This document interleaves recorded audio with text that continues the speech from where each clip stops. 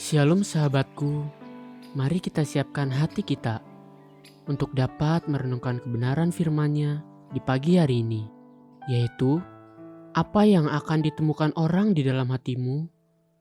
Mari kita buka Alkitab di dalam kitab 1 Samuel 16 ayat 6-7. Ketika mereka itu masuk dan Samuel melihat Eliab, lalu pikirnya, sungguh di hadapan Tuhan sekarang berdiri yang diurapinya.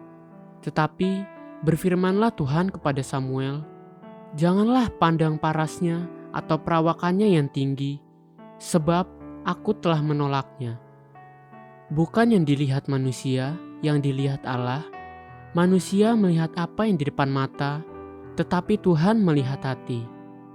Terkadang saya terheran-heran cara Tuhan bekerja. Bahkan sering tidak saya mengerti. Daud belum berkarya apa-apa. Daud tidak berprestasi apapun sejauh itu. Daud bukan pahlawan seperti kakak tertuanya Eliab, atau kakaknya yang kedua Abinadab, atau yang ketiga Syama. Sekalipun semua mereka adalah tentara dan pahlawan yang gagah perkasa, namun Tuhan berkata kepada Samuel, bukan mereka, aku telah menolak mereka. Kemudian datanglah Daud, anak muda yang tidak berpengalaman apapun. Prestasinya pun tidak ada. Ia kemerah-merahan, matanya indah dan parasnya elok. Lalu Tuhan berfirman kepada Samuel, bangkitlah, urapilah dia, sebab inilah dia.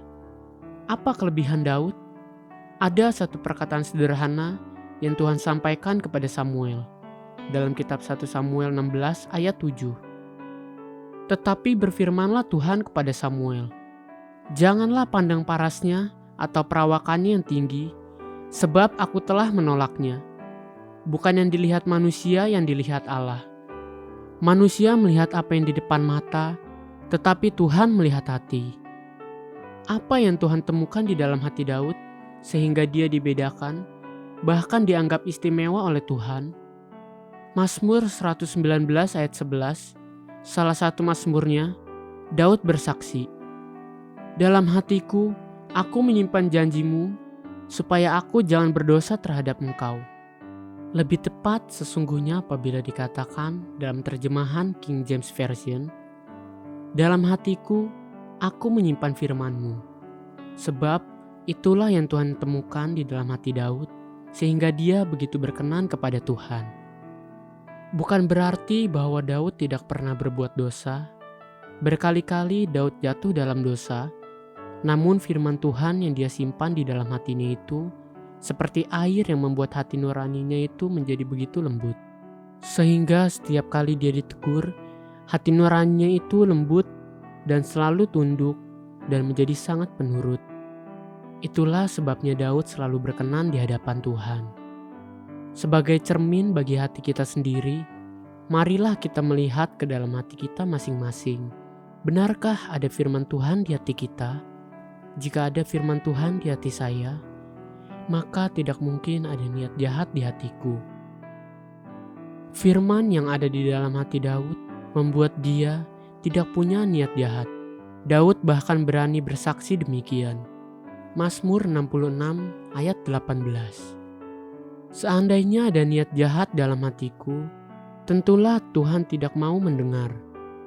Jika ada firman Tuhan di hati saya, maka pasti akan terlihat ketulusan hati saya lewat tindakan dan perbuatan saya terhadap orang lain. Daud bersaksi di Mazmur 101 ayat 2. Aku hendak memperhatikan hidup yang tidak bercela. Bilakah engkau datang kepadaku? Aku hendak hidup dalam ketulusan hatiku di dalam rumahku. Belajarlah untuk selalu menyimpan firman Tuhan di dalam hati kita demi hormat dan kemuliaan Dia. Haleluya. Sahabatku, mari kita sama-sama berdoa. Bapa Surgawi, terima kasih untuk kebenaran firman-Mu pagi ini. Aku mau selalu belajar menyimpan firman-Mu di dalam hatiku. Amin. Jesus loves you and so do I.